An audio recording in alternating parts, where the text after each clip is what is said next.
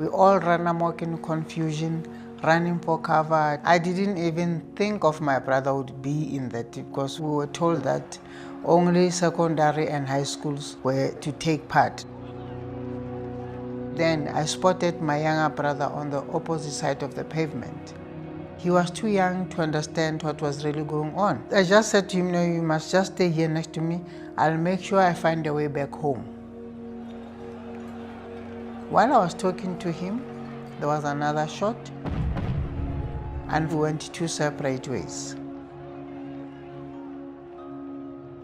I was very close from where the police were shooting, and I saw a person fell down, but I did not expect to see a 13-year-old boy being shot by the police. As I sneaked back to the pavement, he was nowhere to be seen. When I took that picture, Buiso Makuba picked him up to get Hector Peters into the clinic.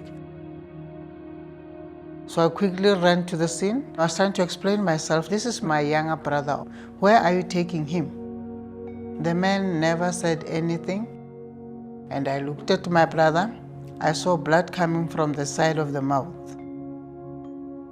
As he was about to put my brother in the car, he said, "He's dead." The year is 1976. A young boy named Hector Peterson lies lifeless in the streets of Soweto. His sister runs beside him, her face frozen in shock as a stranger carries his small body. Around them, smoke rises, gunshots echo, children scatter. The apartheid police had opened fire on unarmed students protesting the language of their education. This is just one day in a system that lasted nearly 50 years, a system that turned neighbors into enemies, families into outcasts, and entire cities into prisons for Black South Africans. But what did it actually mean to live under apartheid? In this video, we are going deep into what everyday life was like, from segregated branches and forced removals to the quiet moments of resistance that helped bring it all crashing down. By the end, you'll see not just the pain and oppression, but the strength and humanity of those who endured it.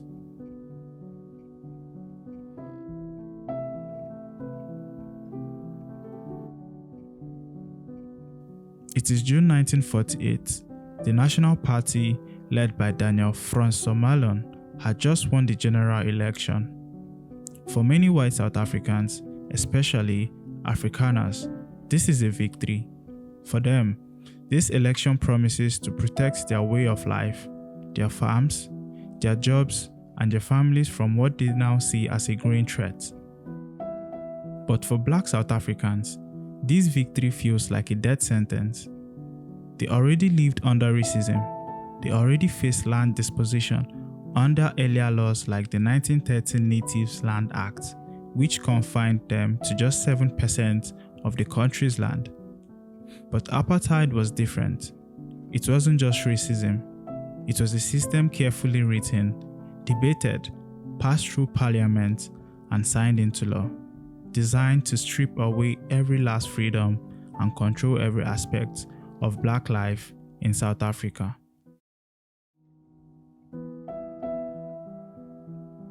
The most hated of these laws were the pass laws. Imagine this. You're a grown man and you cannot walk freely in your city unless you carry a little book called a pass book at all times. This book contains your photo, your personal information, where you work, and where you are allowed to be. If a policeman stops you, and they often did, and you don't have this book on you, you are arrested, not warned, not fined, but arrested. You're thrown into a police van and taken away, sometimes for months, to perform hard labor. In the 1950s, the number of Black South Africans arrested under the pass laws reached hundreds of thousands every year. It was not just humiliating, it was a constant reminder that you were considered a visitor in your own country.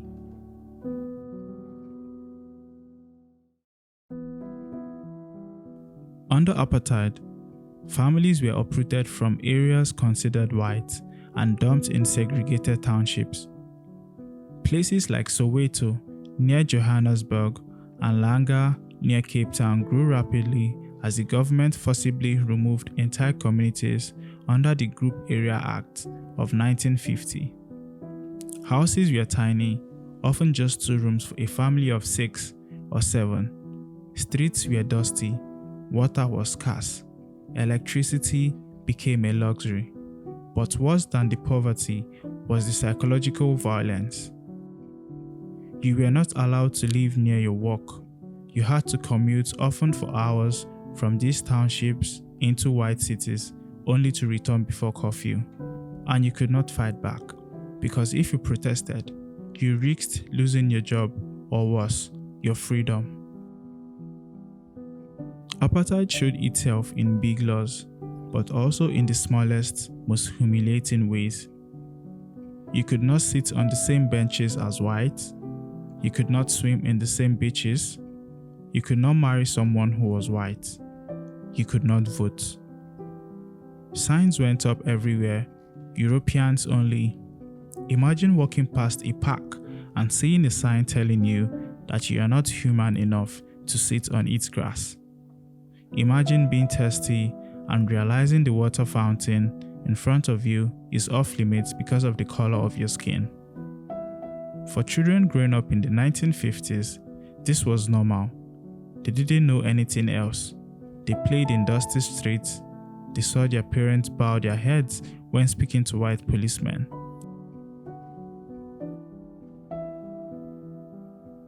But not everyone bowed their head. This was the time when movements like ANC, the African National Congress, began to organize in new ways. Young leaders like Nelson Mandela, Oliver Tambo, and Walter Sisulu were becoming more radical. In 1952, the ANC launched the Defiance Campaign, a massive non-violent protest where thousands of people deliberately broke apartheid laws, refusing to carry their passbooks, entering white-only zones, and getting arrested in large numbers. The idea was simple: overwhelm the system, make it impossible for the government to jail everyone.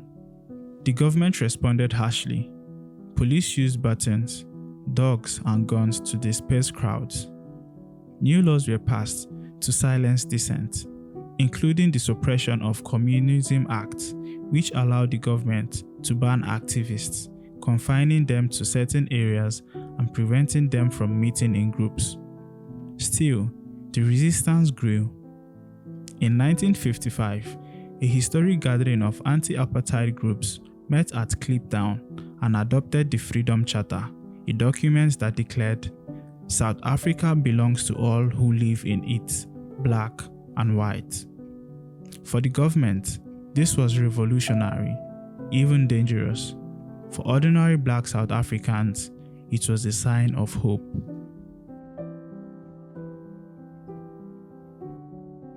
But by the late 1950s, frustrations was boiling over.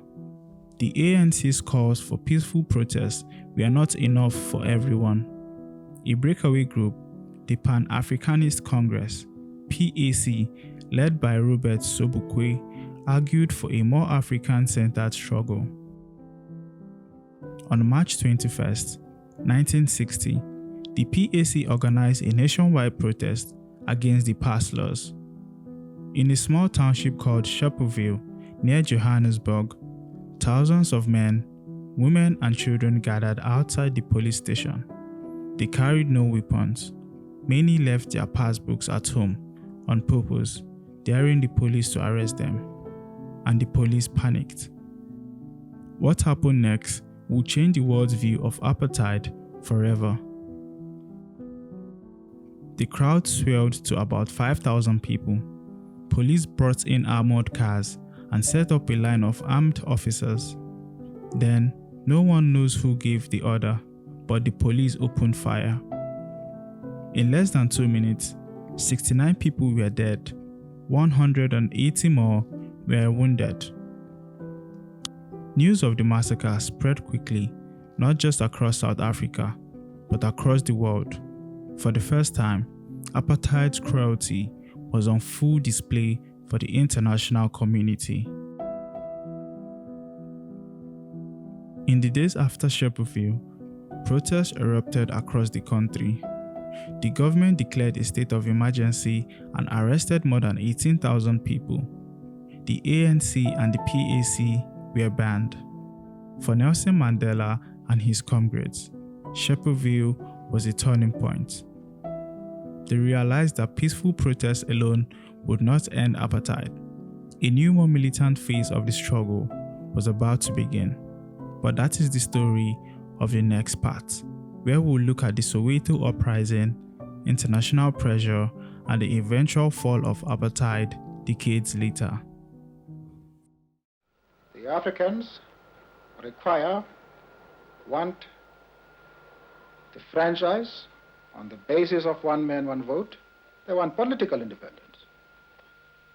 Do you see Africans being able to develop in this country without the European being pushed out? We have made it very clear in our policy that South Africa is a country of many races. There is room for all the various races in this country. Are there many educated Africans in South Africa? Yes. We have a large number of Africans who are educated and who are taking part in the political struggles of the African people. The question of education has nothing to do with the question of the vote. On numerous occasions, it has been proved in history that people can enjoy the vote even if they have no education. Of course, we desire education, and we think it's a good thing. But you don't have to have education in order to know that you want certain fundamental rights, so you have got aspirations, you have got claims. It has nothing to do with education whatsoever. Are you planning any more campaigns of non-cooperation? Yes. The Pietermaritzburg resolution makes provision for a campaign of non-cooperation with the government, and we are presently studying plans to implement this aspect of the resolution. If Dr. Verwoerd's government doesn't give you the kind of concessions that you want sometime soon, is there any likelihood of violence? There are many people who feel that the reaction of the government to our stay at home, ordering a general mobilization, arming the white community, arresting 10,000s of Africans, the show of force throughout the country, notwithstanding our clear declaration that this campaign is being run on peaceful and non-violent lines, close the chapter as far as our methods of political struggle are concerned. There are many people who feel that it is useless and futile for us to continue talking peace and non-violence against a government whose reply is only savage attacks on an unarmed and defenseless people. And I think the time has come for us to consider, in the light of our experiences in this stay at home, whether the methods which we have applied so far are adequate.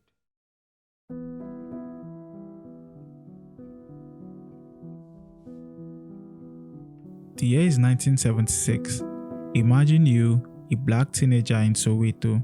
You wake up before sunrise, put on your school uniform, and walk to school with your friends. But when you arrive, you are told that starting today, you will be taught half your subjects in Afrikaans, the language of the oppressor, the language of the police who harass your father, and the government that controls your life. You are angry. Everyone is angry. But no one knows that in just a few hours, the anger of school children will shake the foundations of apartheid and send shockwaves around the world. On the morning of June 16, 1976, more than 10,000 students marched peacefully through the streets of Soweto, holding placards that read, "Down with Africans," and singing freedom songs. They were unarmed, they were just children, but the police confronted them with tear gas and live ammunition. The first shot killed Hector Peterson, a 13-year-old boy. A photograph of his limp body being carried by another student with his sister running alongside screaming became one of the most iconic images of the struggle. On the 16th of June in 1976, we were so excited. It was like we were going on a school trip. To them, it was just a joyful march. The singing, the chanting, we felt free. Surprisingly, the whole of Soweto came together to march. About 10,000 students. As I was marching with the students, I drifted away from them because I didn't know how it was going to happen. But I knew they would be arrested or even shot by the police.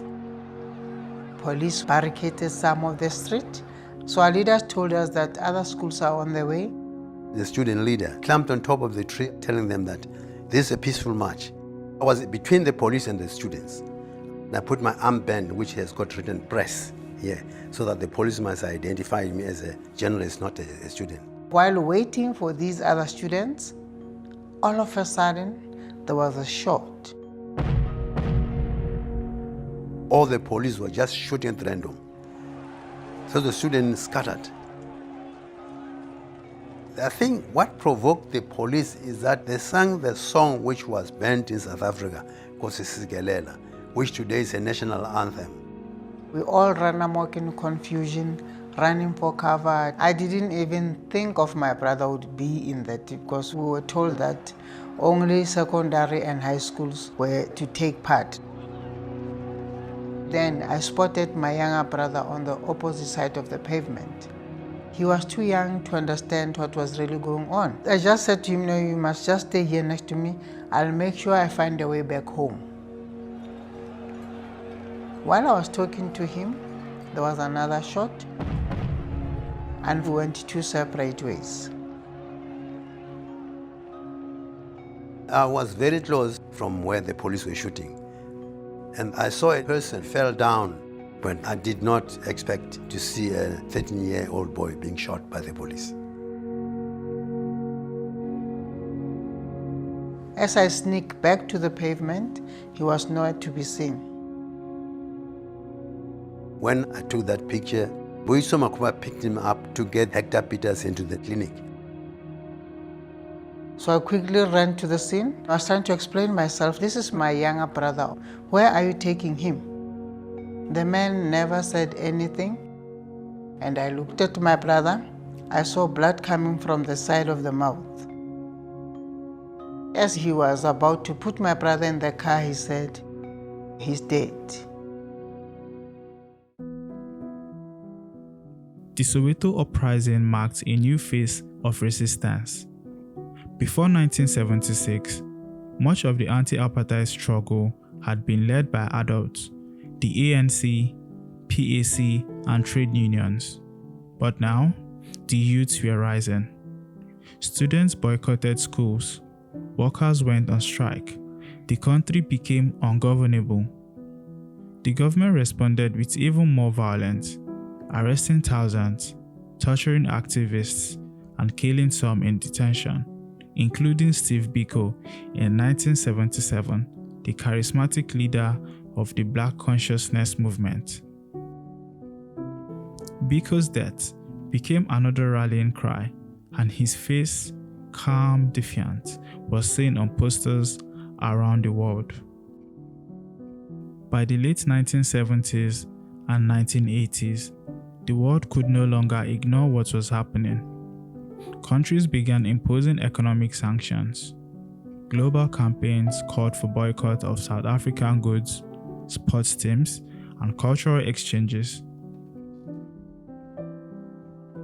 In 1983, the United Democratic Front, UDF, was formed, an umbrella movement that brought together churches, unions, students, and civic organizations. It was essentially a new internal ANC. The township erupted in protest almost daily. Streets were barricaded with burning tires. Police used armored vehicles called car spares to control neighborhoods. the smell of tear gas became a normal part of life.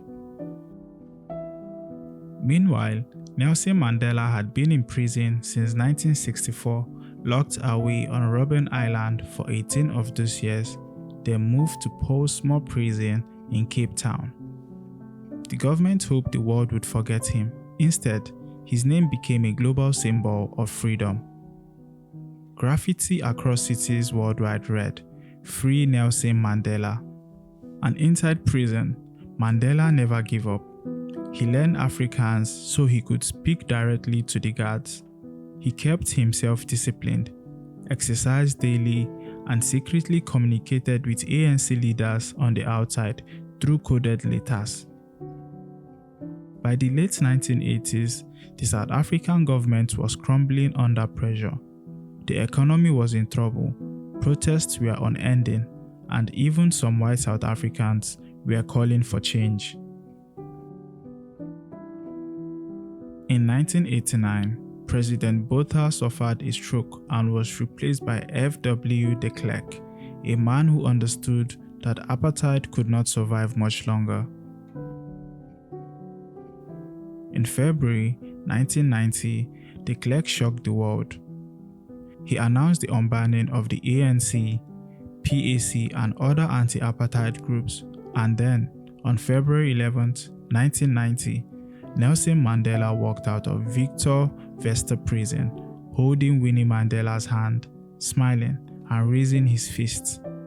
It had been 27 years since he last tasted freedom. In pursuance of my opening address to Parliament, I am now in a position to announce that Mr. Nelson Mandela will be released at the Victor Verster prison on Sunday, the 11th of February, at about 3 p.m. Yesterday evening, I met with Mr. Mandela in Cape Town, together with Ministers Vilon and Hoosier. During the meeting, Mr. Mandela was informed of the government's decision regarding his release. We would all like Mr. Mandela's release to take place in a dignified and orderly manner. To attain this, government officials are at the moment involved in discussions with parties concerned in order to afford them the opportunity to make suitable arrangements. Two issues were also raised during the discussions between me and Mr. Mandela, namely the state of emergency and the position of persons serving sentences for politically motivated crimes, as well as those who have committed such crimes and who are now outside the country. I stressed the importance of creating conditions which would enable me to lift the state of emergency without jeopardizing the maintenance of law and order. Regarding the position of persons involved in politically motivated crimes, I indicated that while this is a matter that should be dealt with in negotiations, exploratory discussions could take place in the meantime. I want to emphasize that there can no longer be any doubt about the government's sincerity to create a just dispensation based on negotiations. I call upon Mr. Mandela and all other interested parties to make their contribution towards a positive climate for negotiations. The eyes of the world are presently focused on all South Africans. All of us now have an opportunity and the responsibility to prove that we are capable of a peaceful process in creating a new South Africa. Ladies and gentlemen, this announcement and tomorrow will bring us to the end of a long chapter. What I have announced today was started by my predecessor a number of years ago. Since the moment that Mr. Mandela met him at Tuinhuis, and since the moment that in that discussion Mr. Mandela clearly stated his commitment also to peaceful solutions, it has become a certainty that he would be released. Also in my two discussions with him, late last year and last evening, I came to the conclusion that he is committed to a peaceful solution and a peaceful process. The government is committed to negotiation. The government is committed to bring about, through negotiation, a new constitution which is fair and just to all the people of South Africa. I hope that now that this chapter has ended, that the world, and more especially all the people of South Africa, will grasp the opportunity and play whatever supportive role can be played towards a peaceful conclusion to the process which has started. But the struggle was not over. The early 1990s were filled with negotiations, but also with bloodshed. Violence erupted between ANC supporters and the Inkatha Freedom Party. Yet, Mandela and de Klerk passed on, determined to create a new South Africa.